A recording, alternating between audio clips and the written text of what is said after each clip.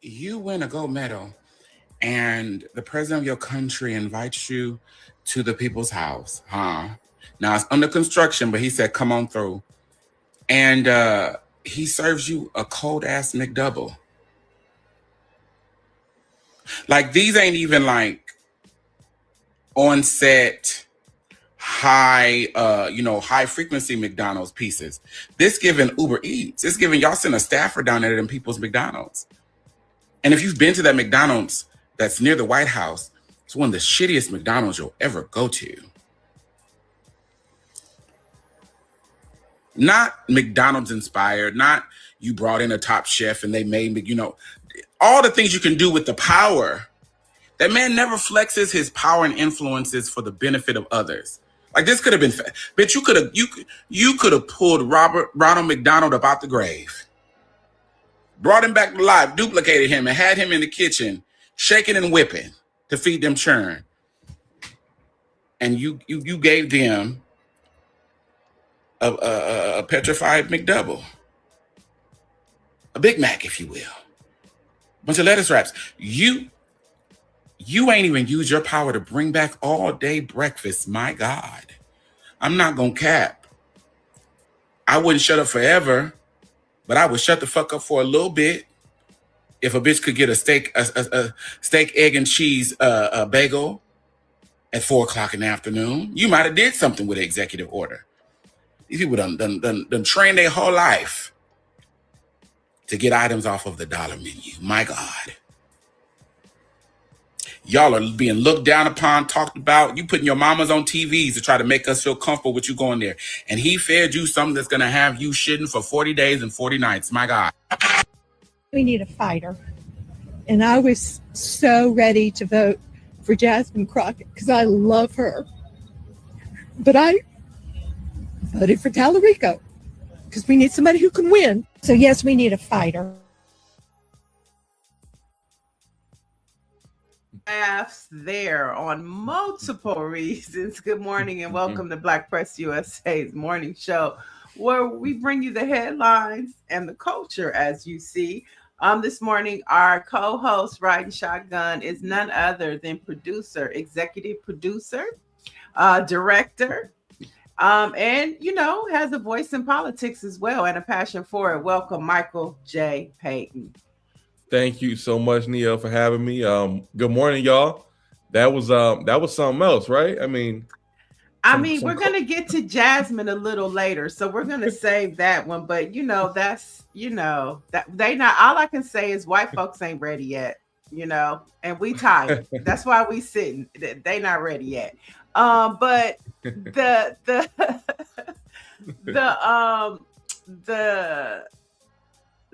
young lady.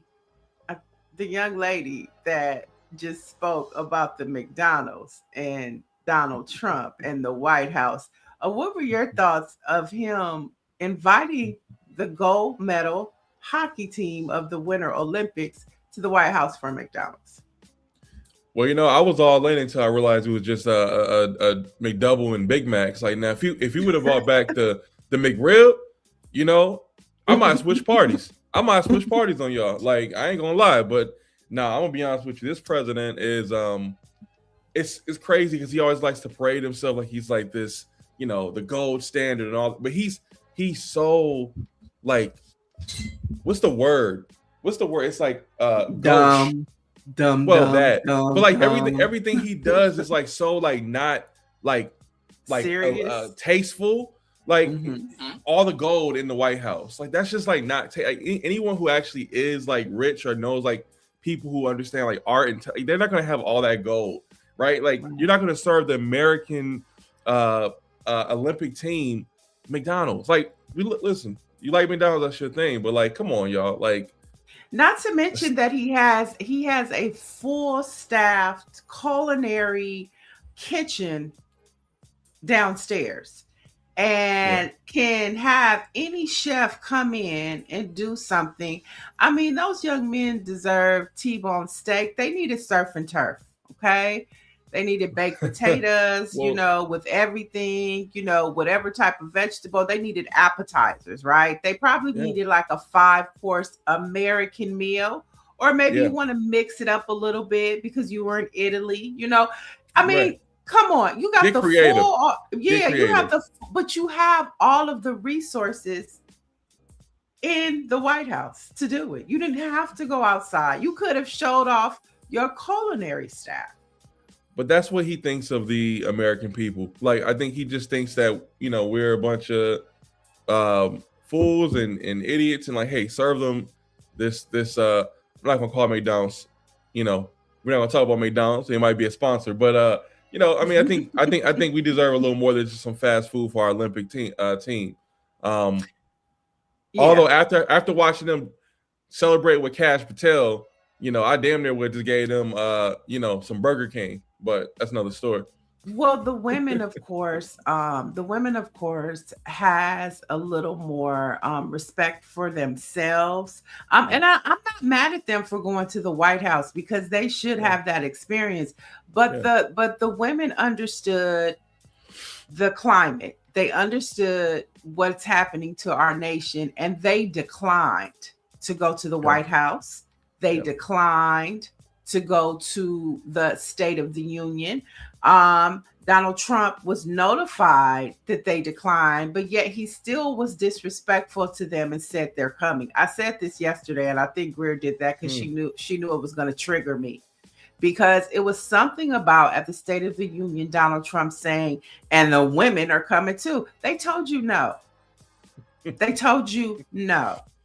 And it kind of reminds me of that's probably what is redacted in those Epstein files. Young girls telling you no, and you not valuing their no.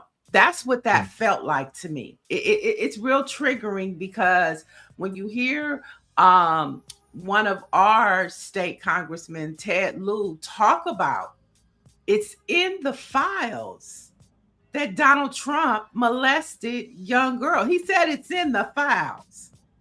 And so for a woman to tell you that, and they say, no, we ain't coming, and you go get on TV and say they coming. No, buddy.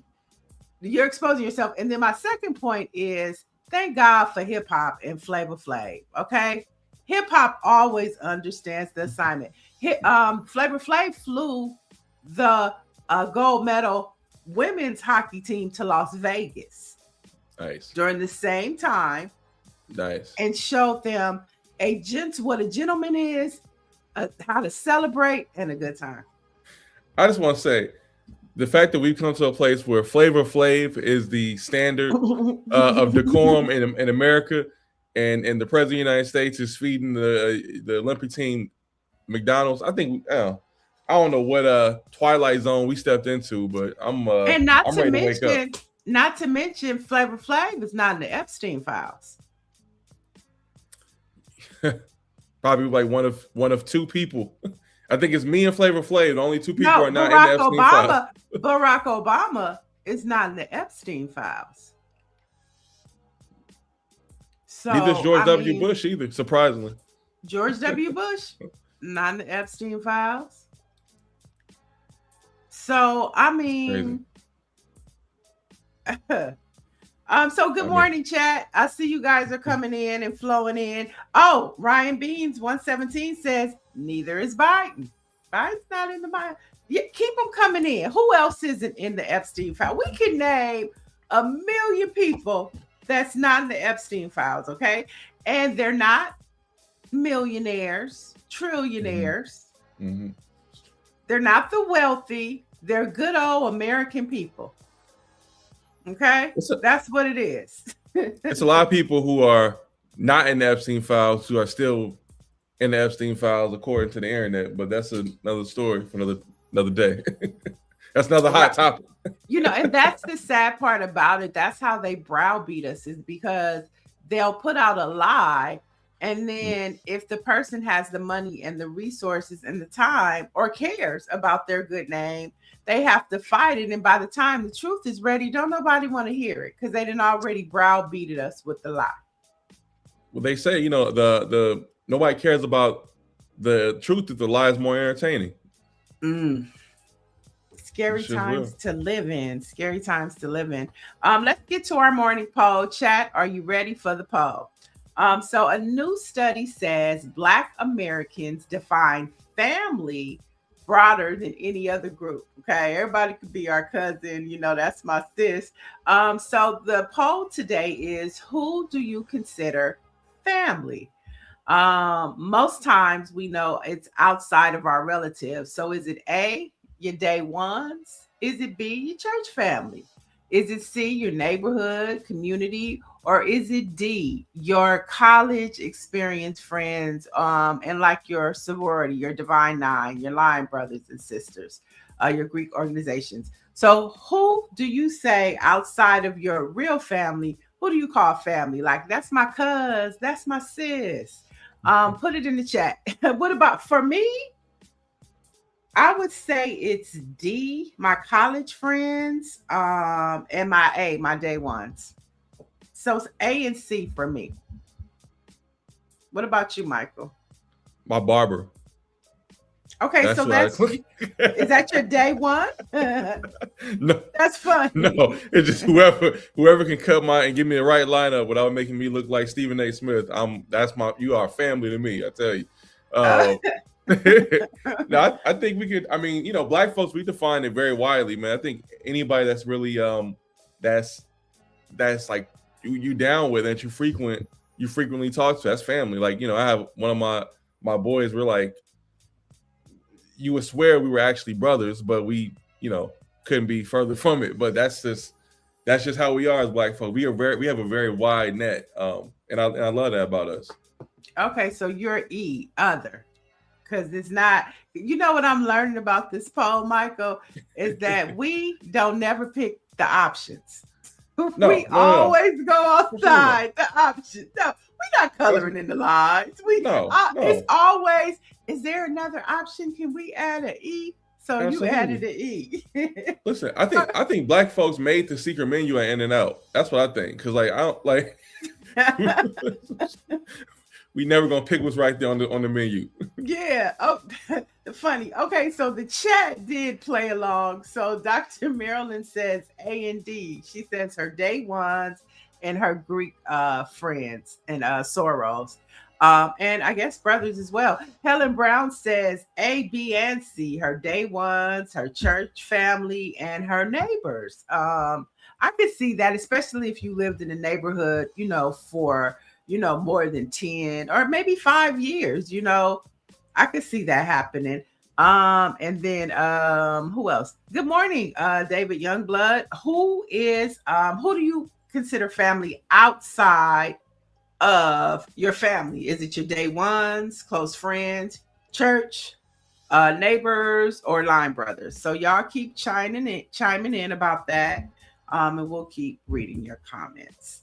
So yeah, that was fun. Okay, so let's jump into our first story of the morning. And it's about Black history. So Henrietta Lacks' estate wins against Novartis. Now, the estate has reached a settlement with Novartis over claims the company benefited from the unauthorized use of her cells in medical research for decades following her death. Now, although the case against Novartis has been settled, the estate's family against Novartis are still ongoing, along with a separate 2023 lawsuit against a rare disease company called Ultragenyx, which the family alleges profited heavily by using Lack cells as a factory for its gene therapy products.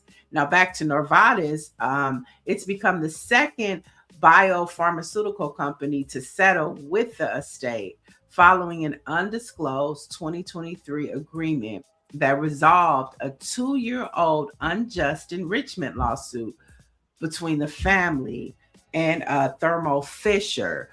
So at the end of the day, with all of that, I'm so glad that her family is getting the justice that Henrietta Lacks deserves.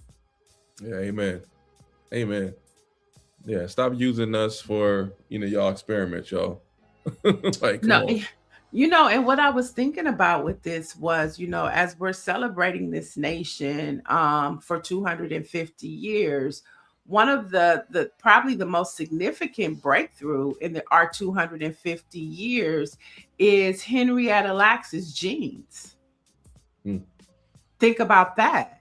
You know what I'm saying? And so when we talk about the erasure of Black history or American history, here we are. And her genes have saved millions of lives, not just in America and worldwide. So when I think about celebrating 250 years, I'm thinking about her, and then I'm thinking about the injustice that was done to her and so many other Black men and women. You know, like look at what happened in Tuskegee.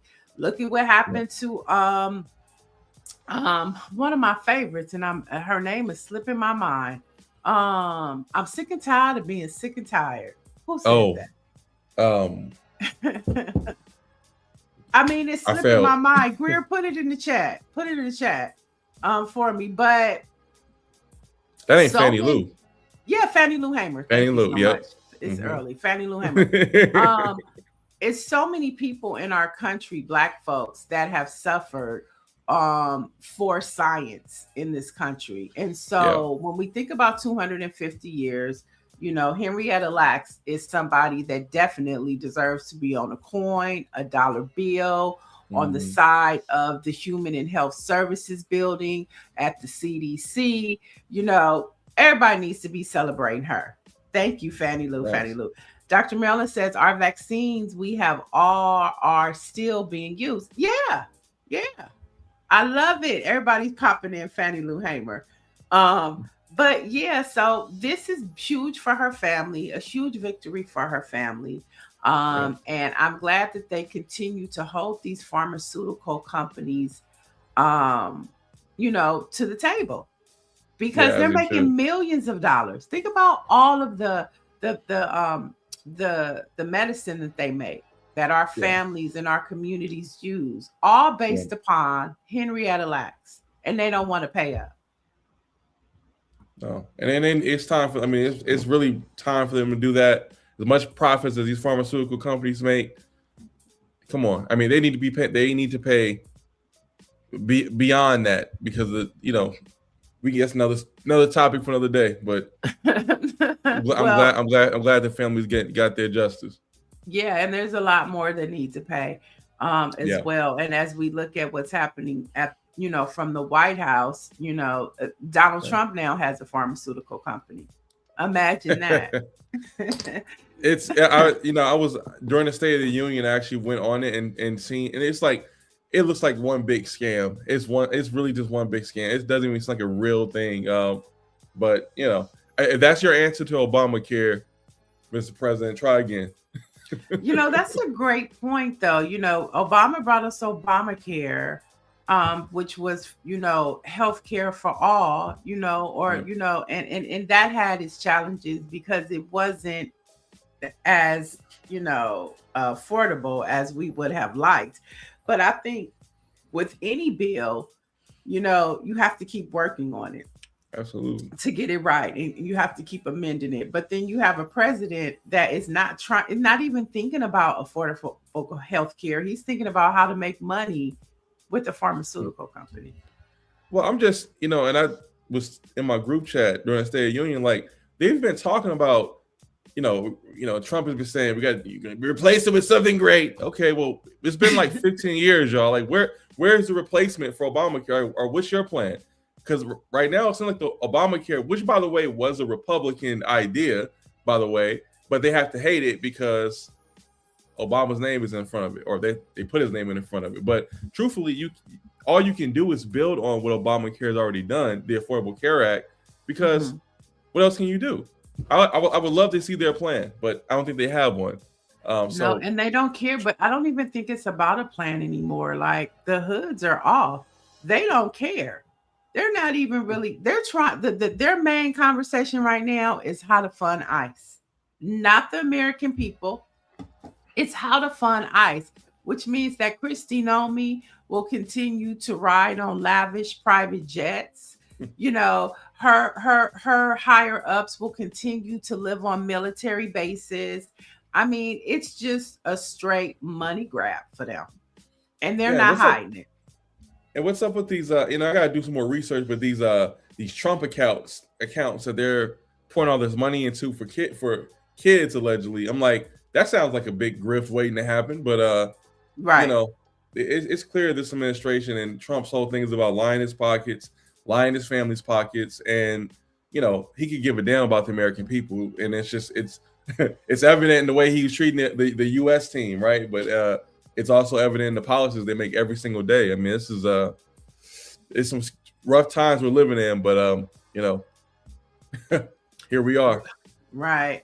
Let's head to Texas, where a 2-week University and Texas Politic Project poll, which concluded on February 16th, shows that Congresswoman Rep. Jasmine Crockett is leading Rep. Tellerico 56% to 44% among likely Democratic primary voters in Texas. And so there's a lot of polls that are coming out that have Jasmine Crockett leading to be the Democrat nominee in the Senate race against Paxton.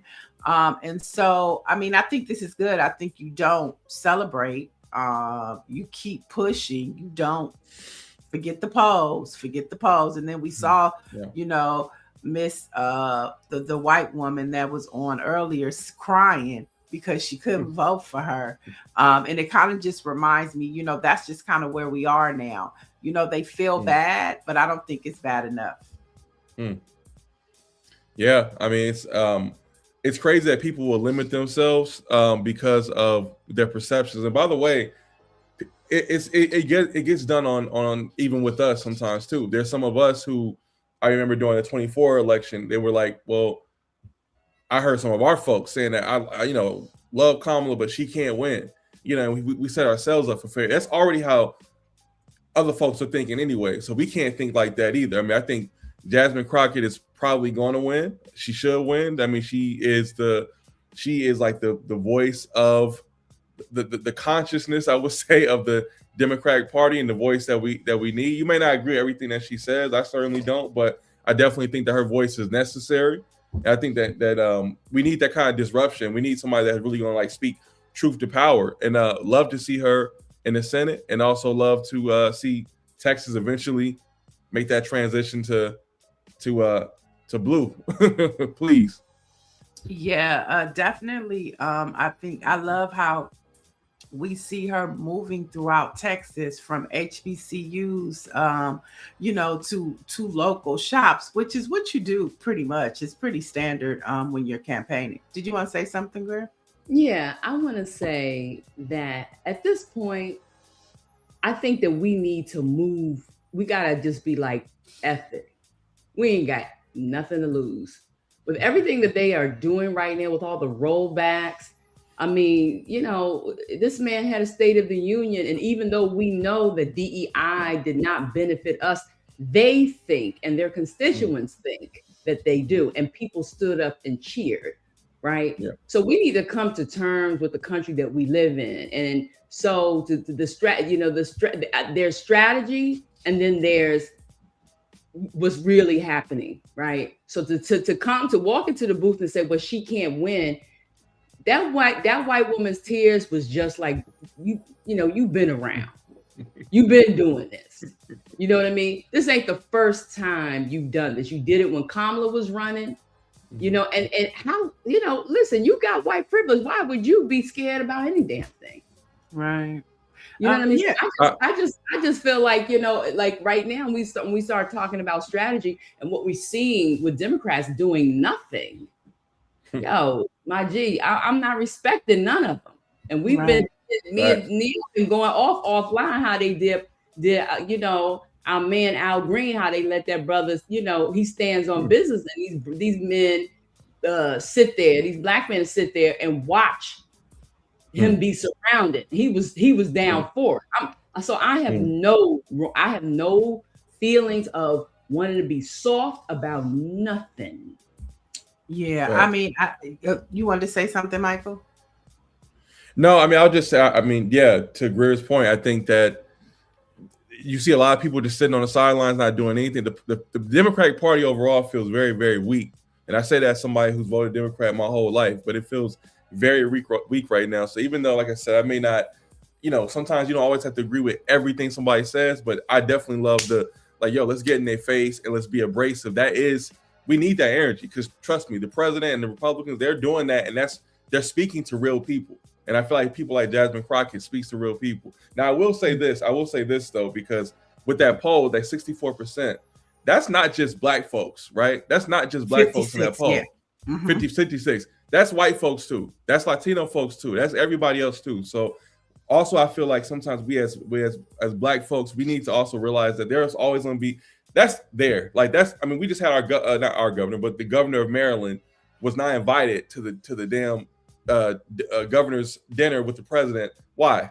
We know why, because he's black, right? Let's just be honest. We know that exists, but he still won the majority of his state. So there's white folks that's on our side. There's brown folks that's on our side. Asian folks on our side. We speak for we have the pulse of the public. We just got to put those blinders on and not worry about, like, that lady. God bless her. Maybe she really was sincere. Maybe she wasn't. I don't know. But that's between her. She was sincere. And her. I mean, but maybe she really thought about it. She maybe was she was really conflicted, but it's like, Yeah. she's not. But that goes to my point. I don't think they're ready. And I'm saying the context of when I'm saying they not ready is like, black folks, we're picking and choosing our battles. You know what I'm saying? A lot of us find our relief here, going off in the chat. I find sometimes being able to release here, but I'm not ready to lace up my shoes. And we did that already the last time around. You know what I'm saying? We're still trying to process, did Kamala really win? And then still trying to process how could you vote against that? Okay, so we still trying to process that right there. And so when you see something like that, I'm like, they still not ready. And so, you know what? I'm gonna sit with my coffee. But Nia, and I'm gonna talk to Greer and go off, and and talk to you. I'm gonna say this. We have talks offline. Black folks, we need our rest. I mean, we've been working for 300 something, probably longer than that, damn years, right, in this country. But at the same time, black folks need to realize that we are just as American as that white lady that y'all put on the top of the show. We're probably more American if you think about it. I mean, if you want to do a DNA test. So I think that we have to realize that we have agency, that we while we have to take our rest, we cannot afford to just sit on the sidelines. We have to stay engaged, because guess what? There's a majority of white folks that's on our side. All white folks ain't like that lady. All white folks ain't like Trump. All people, all Republicans ain't like Trump. There's a lot of, I talk to Republicans almost on a daily basis, people who used to be Republican, or people who like, man, this ain't my party no more, right? So we have to understand that the media does this thing, we know, because we are media, right? But like how the media, it rewards the thing that's the loudest, the thing that's the most controversial. So we will fixate on that lady, but where's probably the 10 other white folks who did pull the lever for Jasmine Crockett? Like, let's talk about them, because trust me, 54% in that poll, or however much, 56%, that ain't just our folks. It ain't just all black folks voting for Jasmine Crockett. So let's also keep that in mind too while we get our rest and go off in the chat. No, but I and like sometimes I think that some others, like white folks, or sometimes they're innocently ignorant, or either they just don't care. And I want to respond to RJS Florida, because I think these are really times where you can maybe enlighten people, or just put it out there. But he says, you sound so stupid when you say the president didn't invite him because he's black. You guys are enslaved by your own thoughts. And I'll say this, yeah, he did disinvite the Democratic governors, right? And then they also said that they weren't going. But the fact that he's the only black sitting governor in this country, and because of that reason alone, and because of how it made him feel, because he said he did feel a certain way. So it's not so you can't negate. And I know I'm talking to a wall, but I think these are healthy conversations, because I remember when I was at Fox, and this was like 2021 or maybe 2019, in between that time. And this is when they were really leaning on wanting to have that black content back, like they used to have with Living Color and Living Single and that type of thing. And they wanted to have these conversations. It was after George Floyd. They wanted to have all of these racial conversations and this and that. And I was like, I just straight up told the white folks, I said, unless you're really ready to talk about race and racism in this country and what it means to be a Black person and a white person, you're just wasting your time.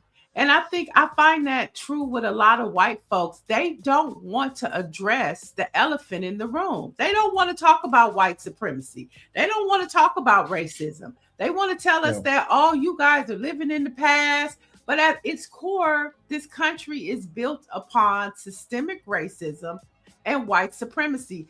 That's why you see Donald Trump and his clan doing all the things that they had, because they back in charge.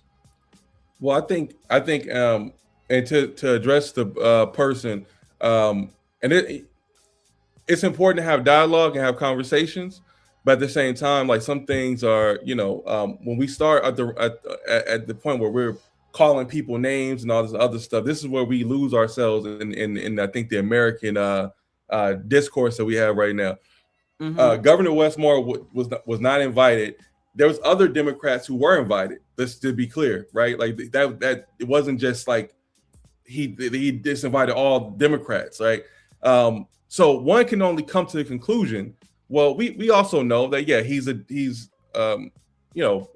Democrat in Maryland and all that stuff, but what other conclusion do y'all want us to come to, White House? I mean, for me, I don't. That he was not worthy. What makes him not worthy? And that's what I'm saying. And that's what I'm saying. There's layers to it. It's not just like, oh no, there's layers to how it was done and what was said. But here's the thing though. There's the secret thing that y'all don't that people may not look at. Donald Trump knows what he's doing, right? I don't think Donald Trump, honestly, if I'm being honest with y'all, I don't think Donald Trump gives a damn about race or anything like that. Not because he's not a race. I just think he cares about one thing himself. He cares about attention. He knows how to play this game. He knows what he's going to do is going to stoke certain conversations and divisions and makes people, and it distracts from what's really going on. It distracts from the fact that no, milk and eggs are not going down. I just went to Ralph's the other day. It still ain't going down. The cost of living still ain't going down. So let's throw this little race red meat out there so they can start talking and fight amongst themselves and call each other stupid and enslaved and all the other stuff while we're over here lining our pockets, while we're over here funding ICE, while we're over here doing all the other things. So Trump knows exactly what he's doing when he plays into the race card. I kind of disagree with that. I believe that Donald Trump is a racist. It is his lineage. I say this all the time. We say that we are, as Black folks, we are our ancestors' wildest dreams. He is his daddy's wildest dreams. It is noted that his father was a member of the KKK, and probably his daddy was too. It is noted that they discriminated against Blacks in the 1970s. So although he wants to line his pocket, Donald Trump is a racist, and we can't and we can't get past that. The Klan is in the White House. Stephen Miller. Wait, I'm not finished. Stephen Miller, Stephen Bannon are still in the White House, and they are as racist as you can get. So I don't want to just say that they just some rich folks in the White. No, the Klan, white supremacy is running the White House.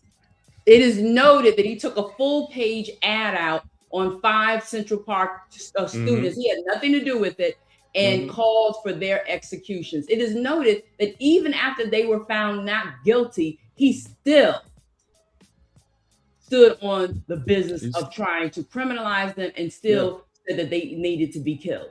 I mean, come on, this man is who he is, and we can't pretend he is a racist. He's a racist. That's not the point that I'm making. Is I understand your point, though, Michael. I agree with you. I do too. So while I think he's just a racist, but his racism isn't what's driving him as much as he's focused on himself and his money. I agree with you on that in that regard. He is a racist, one of vilest racists, and he's a leader of this country. Because here's one thing that the elite and the really wealthy folks and the folks who run everything, right? They know is that they know how to throw the red meat and make us respond. We know that. I mean, it's a lot of Democrats that are racist. I'm gonna keep it real. there's a lot of Democrats that y'all probably know and love and who are racist. I'll tell you straight up. We'll get into another show. But we have to understand where our power lies, right? Lyndon B. Johnson was in the White House he's on tape, who said, that N-word preacher referring to Martin Luther King. We know he was a bigot, yet he still passed the Civil Rights Act or helped sign in the legislation because of the pressure that the Civil Rights Movement and the Southern Leader Conference was putting on the White House, right? So no matter who is in the White House, we still got to be about our agenda, what we're about, right? Like America is founded and rooted in racism and systemic racism, but we have to strategically be able to I ain't gonna say look beyond it, but see it, see through it, and understand what they're trying to do with it. Because at the end of the day, it's making us fight amongst each other and lose sight of what's actually happening, which is the cost of living, the fact that folks aren't getting jobs, the fact that so many Black and brown folks are saddled with debt, student loans, and all this stuff, and they want to distract us with this stuff about race, which is very real, right? Yeah, it's very real. Michael, I just wanted to say for the record, I agree with Michael. I'm on that, but I also, we gotta call this racism out, right? But I think that you could walk and chew gum at the same time, and I think that you could talk about the American issues, right? I think that you could do that, but I also think that you have to address the systemics of it all, because even though, we know that, to your point, the Democrats got some too. I think that this country was on a better trajectory before Donald Trump and the Klan took over. I think we were pushing. I didn't see what I'm seeing with ICE. Yeah, sure. So that's my point. I saw, Obamacare. And although it was high, I saw people trying to fix that, right? There's so many things that were happening at a slow pace. I saw some of privatized prisons going away. So, this country was slowly on a better trajectory than it's on now. I saw our leaders being able to work across the aisle, and I'm talking across the aisle in Washington, but also around the world. I didn't see our country going into other countries snatching up leaders. I'll say that for sure. Optically, it looked like that, but we forget that Obama was deporting folks too, which that's the job of the president. You're right, but it wasn't. And it wasn't done. Was not killing people. Absolutely, no, absolutely, right. And I think back on the first term, and there was kids in cages. I think back on. We think back. We forget that COVID-19 happened under Donald Trump too, right? Like, so there's a lot of things that obviously, but I think the underbelly of that is that there has been, no matter who's been in office, regardless if it was Democrat, Republican, there's been a growing wealth gap in this country. And Black folks have been, getting further and further sliding behind that in that wealth gap. And I think that is really the core issue of everything, and it does play, and race and everything plays a factor into that. But we also have to remember that just because it has a pretty face on it, or just because it has a face that looks familiar and is warm and fuzzy to us, there's still real things going on. We still have to hold their feet to the fire, regardless if it's Trump, if it was Kamala. We still have to do the work on the ground and make sure that we're holding people's feet to the fire and make sure that we're getting our issue, because at the end of the day, no matter who's in office, the wealthy are getting wealthier, the poor are getting poor, and there's no. Let me just say this: before, over 200,000 Black women were employed. Over Black, we were doing our thing.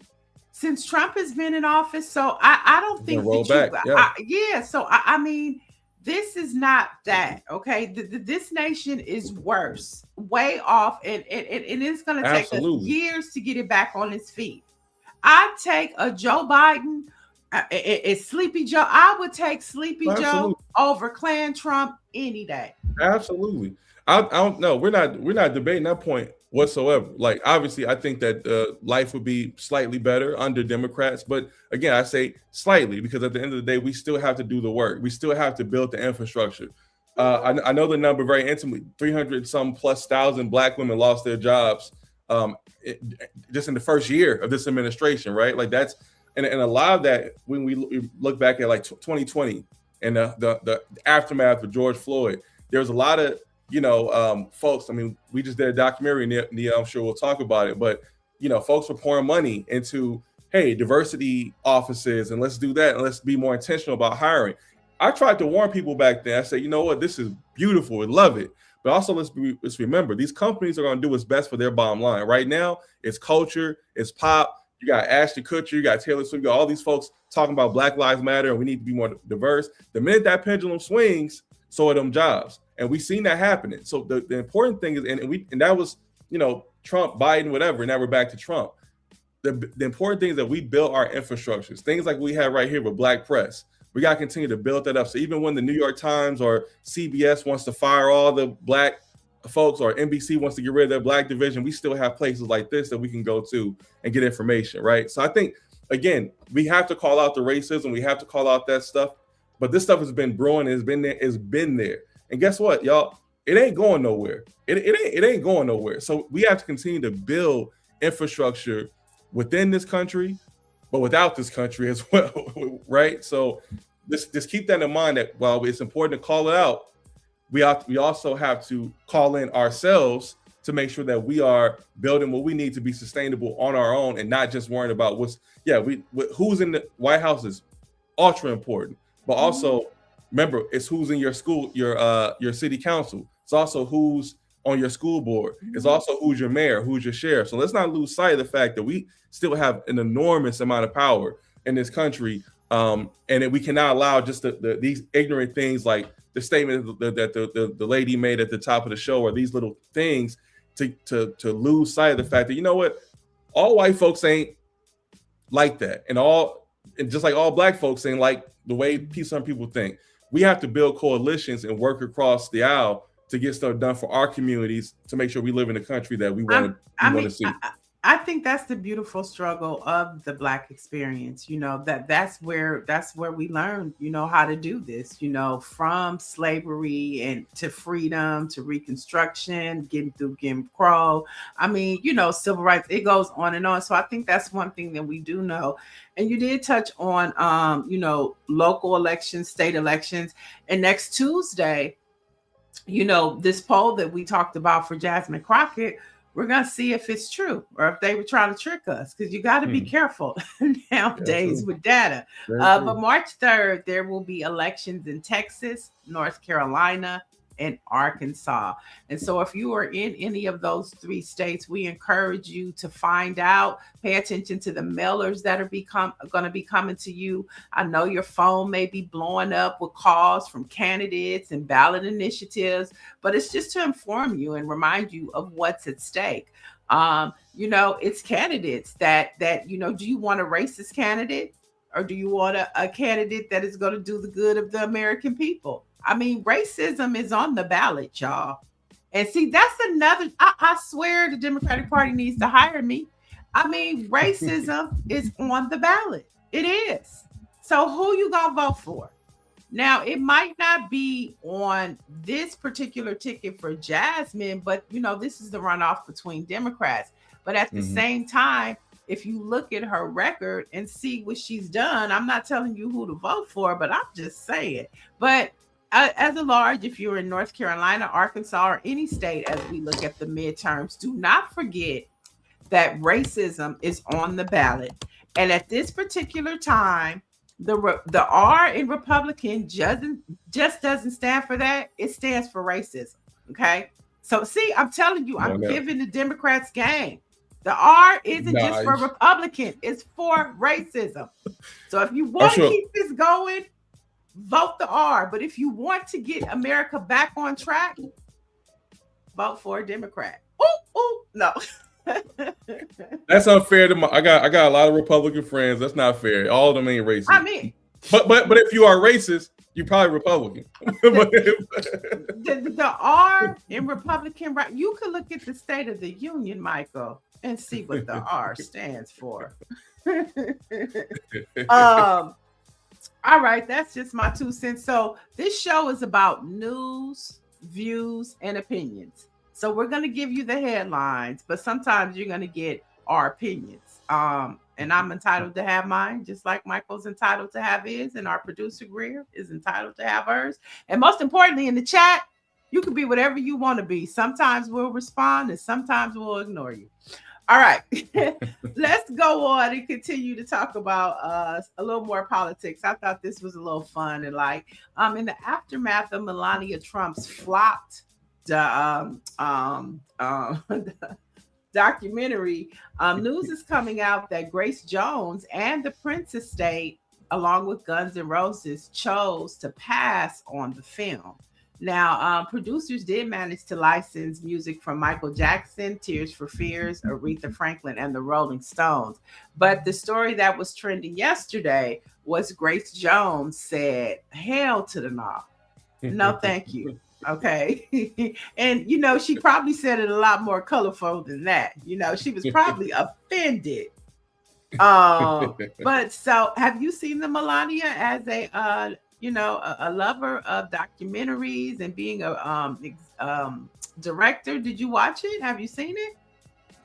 Hell no, I ain't seen it. I mean, it's not. I when it comes on digital, you know, for free, I'll watch it. But I wasn't gonna. I mean, what could it possibly be about? One, and no, you know, well, I won't say no shade, but yeah, shade to the first lady for being married to that guy. But no, I haven't seen it. I've heard very terrible things about it. So I'm not really excited to watch it. But you know, and she's in the Epstein files, and so is the executive director Brett Ratner. He's in the Epstein files too. Oh, so Michelle Obama is not in the Epstein files. She's not. I would hope not.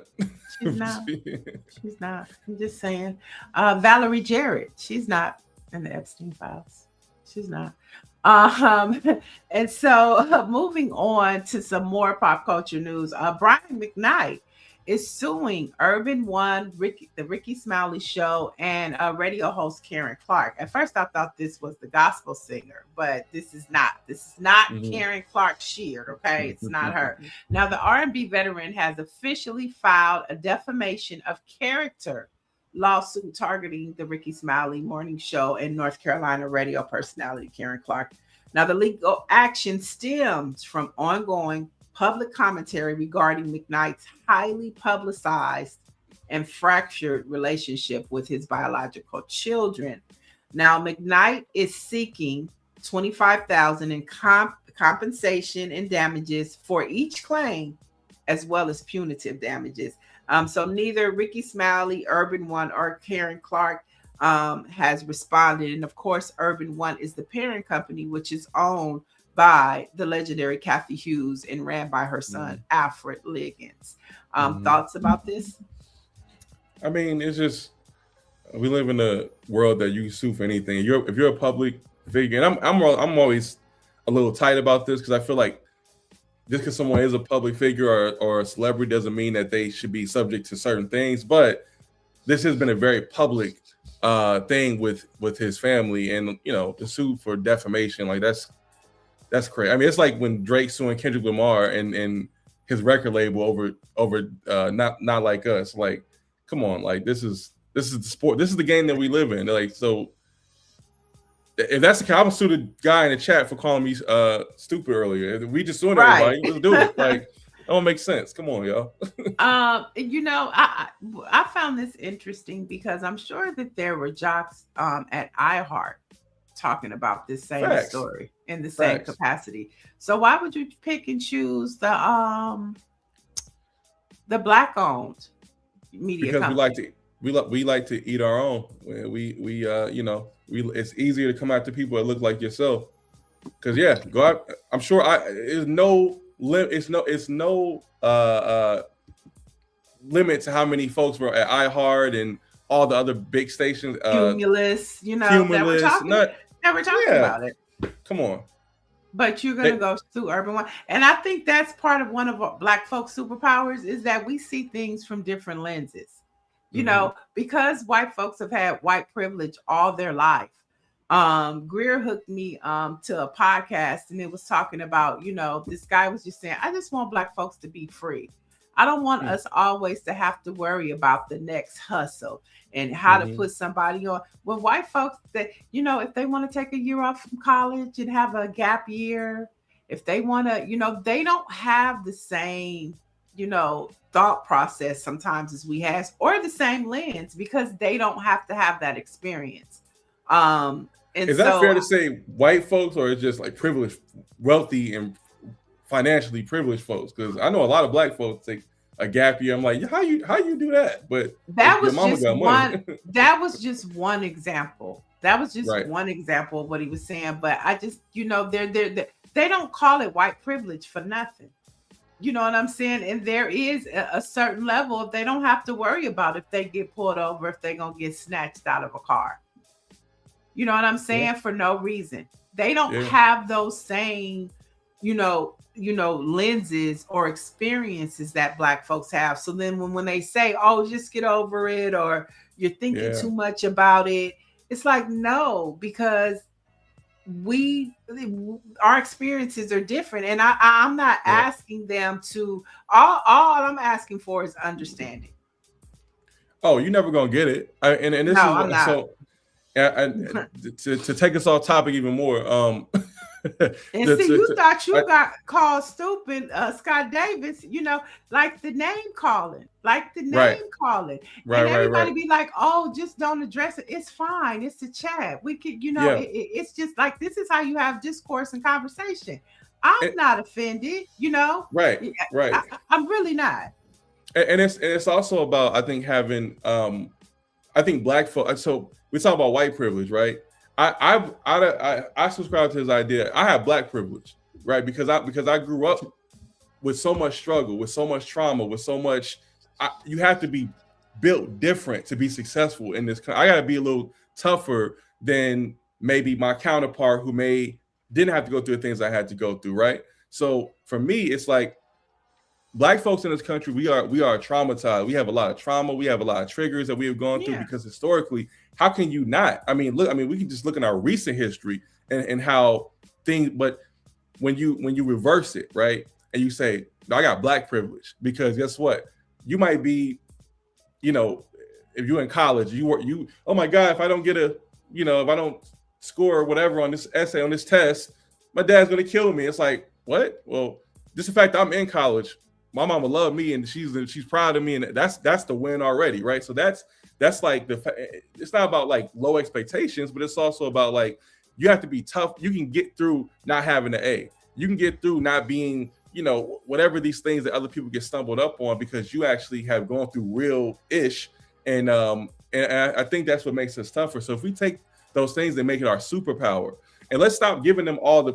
I don't like saying. I mean, it's true, white privilege does exist, right? Yes. But let's stop giving them that, because I feel like when we start saying that to folks outside of us, right?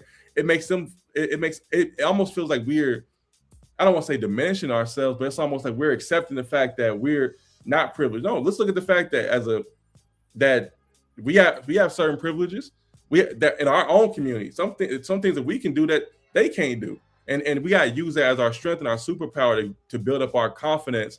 Because I don't want to tell my younger cousins and kids coming up like, oh, you can't do something because you're black, or you're limited because you're black.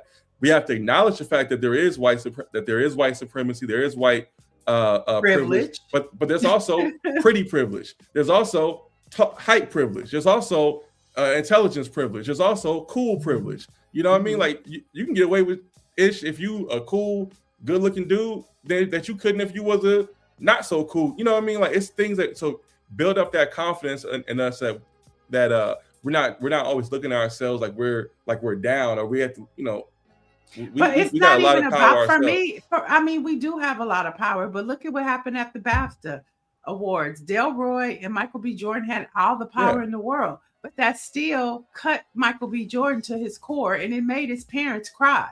So we could have all of that, but it's still that common denominator of racism that continues to infiltrate. So, I mean, I hear what you're saying. And I think black people are resilient. I think that's why Donald Trump and his clan wanted to cut us down and take all of our, because they see our power, and they saw the elevation through the years of how we are, but it still doesn't take it away. And you know, it's like there was somebody in the chat that said, Extreme Hunter says, this is Black Press. Do you need to be Black or can I be Mexican? Of course you could be Mexican. And when he said that, it's like, you know, even, you know, it takes me back to my Fox days. And, you know, people were mad. Some people had a problem with Fox dedicating a whole Black platform, Fox Soul, you know, to, you know, and so it was like, you know, and a couple of them was our Latino brothers and sisters. And and my response to that was, well, can we go on Telemundo? No, y'all not talking about, y'all not talking about Black people on Telemundo because we don't speak Spanish. You know what I'm saying? So everything, like, can we have something? You know what I'm saying? And we can learn, but I learn from my brown brothers and sisters. I do.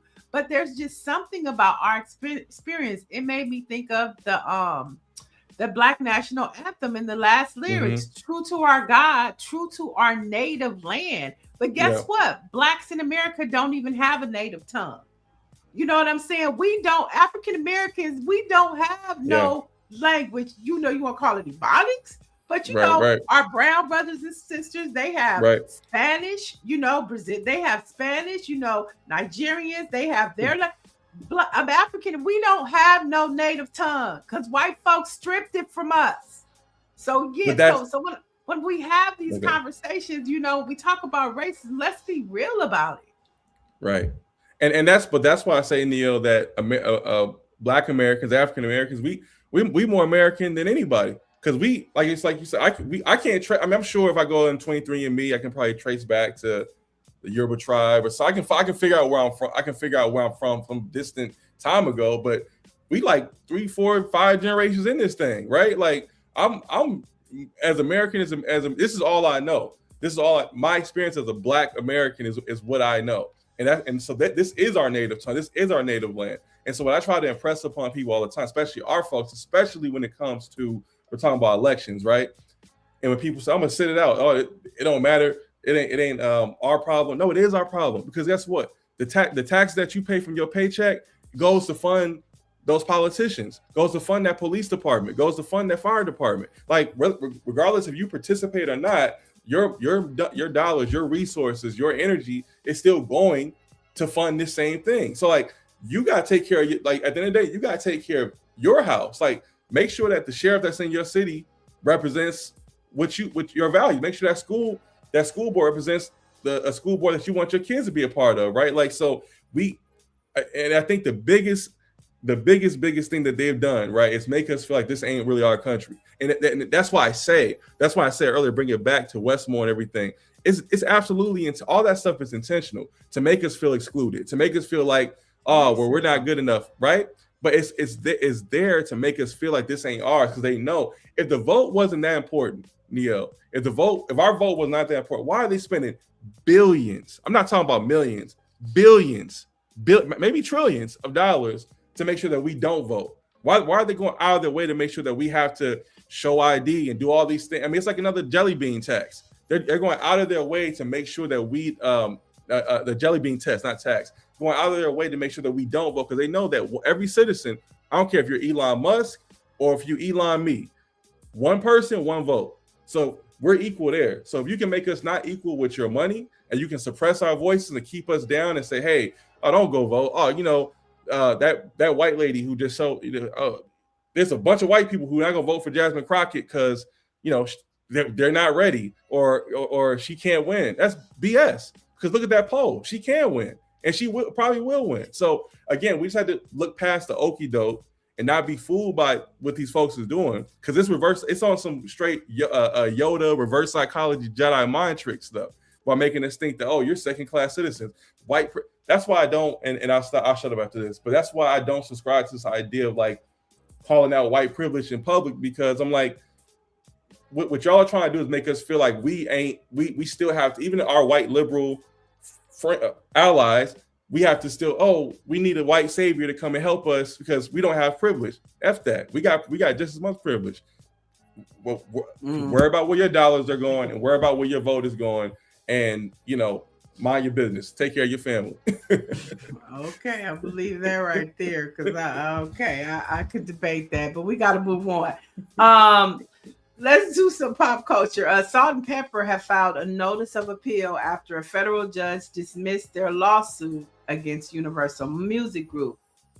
So the notice of appeal was filed with the U.S. Court of Appeals for the on June 8th. Now, iHeart reported that the dismissal stemmed from a dispute over whether Cheryl and Pepsi, Salt and Pepper, let's just say Salt and Pepper, ever owned their copyrights to their early recordings. And according to the ruling, the group never owned the copyrights to their sound recordings and therefore cannot reclaim them. So I mean, this just has to pretty much do with not reading the contract, or you know what I'm saying, and no, and that happened a lot, you know, and it still happens a lot. Yeah, 100%. But I'm glad that they are appealing, and they're fighting for, you know, their music. Salt and Pepper, what before there was Nicki Minaj, Little Kim, Meg Thee Stallion, Remy Ma, there was Salt and Pepper. Yeah. And I'll say that this is why obviously reading the contract is so important, but also this is why ownership is so important. And you know, I'm actually working on a documentary right now about the evolution of independent Black music, right? And I actually interviewed Steve Stout, and he was talking about how back in the days, like people would just give these crazy contracts, and folks weren't reading it because, you know, you out the hood, somebody offering you a $10,000, $20,000, you're like, yeah, I'll take it. Where I got to sign at? All right, bet. And you see what happens years later. Like people don't own their stuff, and it causes problems. We live in an era now where there's a lot more independent artists and people are owning their stuff. We have artists like La Russell and others who are, you know, really building the conversation around ownership and understanding what's in these contracts. So I hope they can find their way out of this, but you know, it's definitely a testament to where things were, and why we got to keep doing the work to make sure we don't get stiffed. Right. That's for sure. And making sure that you're comfortable with everything on the front end, instead of trying to fix it on the back end after you've already read and signed the situation. But in good news, Isaac Hayes' estate settles with Donald Trump. So the estate and family of the late singer Isaac Hayes have reached a settlement in their long-running copyright lawsuit against Donald Trump, who used Hayes' penned song "Hold On, I'm Coming" during his 2020 and 2024 presidential campaign.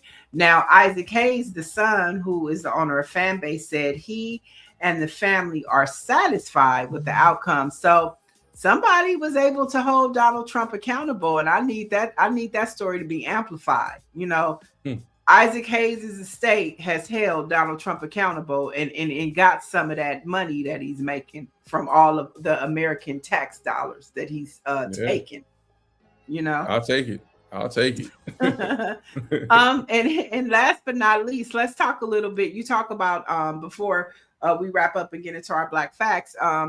You're working on documentaries, and we just completed one. I kind of shared with the chat that we had our first screening of Stolen, Money, Lives, and Movement, which is the story of Black Lives Matter that you and I worked on, which is one of 4 documentaries that we have in development, which is very exciting to release the first one.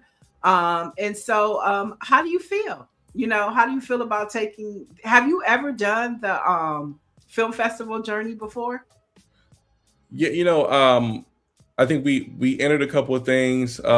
We've had a couple of screenings in some festivals. Yeah, it's super exciting. It's always like a thrill, right? Watching other people react to your work in real time. Obviously, I've had a national show, but you can't see everybody's reaction in real time except for on Twitter, and that was interesting. But like, no, it's definitely exciting. It's definitely you know, it's an honor to work on this, you know, with you. I was excited to really tell this story because I feel like it's something that a lot of people don't really know, right? I mean, we had this moment of reckoning in 2020, especially, but was brewing before that, with the Black Lives Matter movement and this whole kind of consciousness that we were coming to in this country. And I think that message got very, very much diluted, intentionally, you know, and some was self-inflicted and some was definitely outside forces. But to be able to sit there and help you tell this story, it's definitely, I think, necessary right now, especially in the time that we're living in now. I think people need to understand this is how movements build and become successful, and it's also how they can fail and how they can, you know, how things can potentially go wrong if you're not careful. But and two, you know, I think it also speaks to how, like, you know, we you know, to like stick a, you know, to bring it full circle, like talking about, you know, white privilege and talking about, you know, Black versus white racism and like what they did to the Black Panthers, right?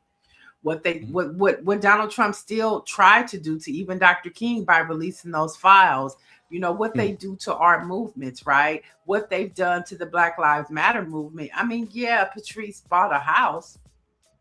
Yeah, there's some sketchy stuff, but look at the American Red Cross.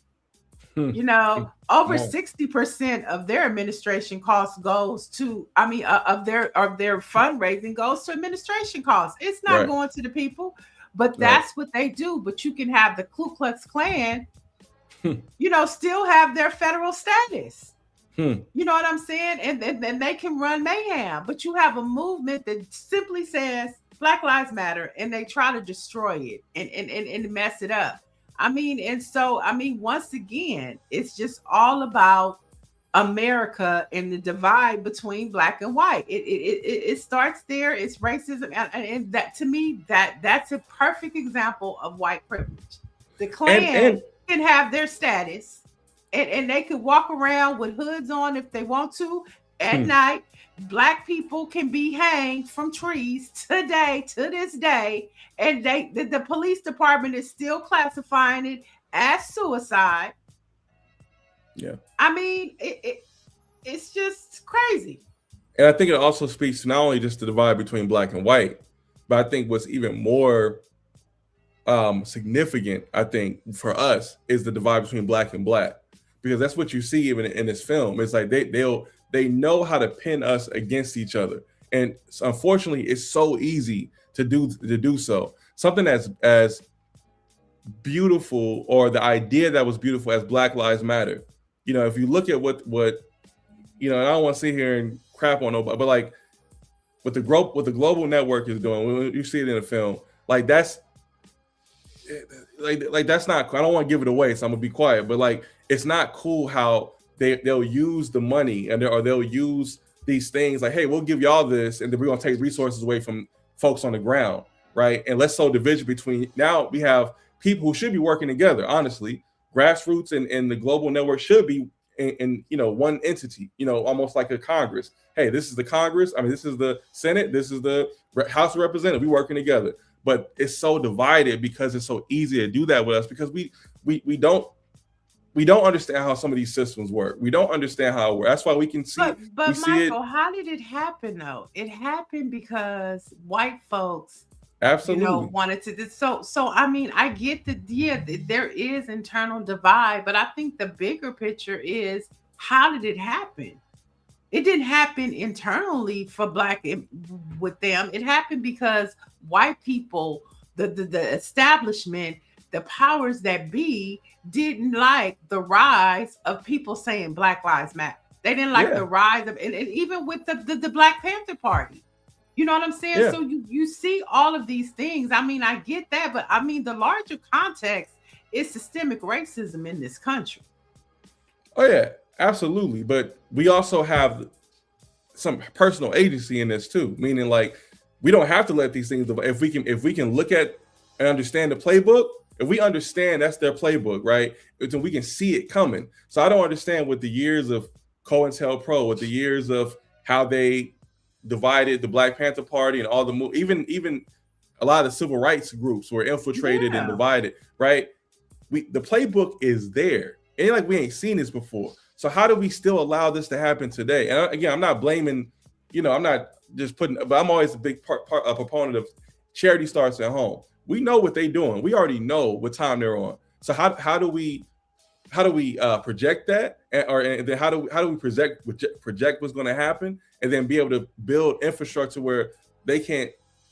That's not going to happen, because we need to have our spaces. Black Lives Matter was a simple call. Hey, we tired of seeing our brothers and sisters get shot down by state sanctioned violence. And guess what? Our lives matter, just like anybody else's lives matter. That turned into a thing that made a lot of people upset. And yeah, of course they're gonna try to tear us apart but we can't let them do that. Like, right. So right.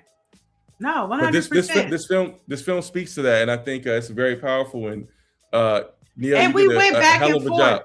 Thank you as well. We went back and forth just like this conversation, these types of conversations when we were working on this project to build it out to be something that was a representation of one of the most monumental moments, in our present day Black experience, which is the Black Lives Matter movement.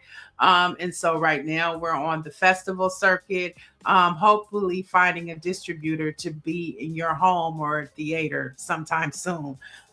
Before we get out of here, our Black history facts are: in 1983, Michael Jackson's Thriller album reached #1 and stayed there for 37 weeks, selling more than 40 million copies.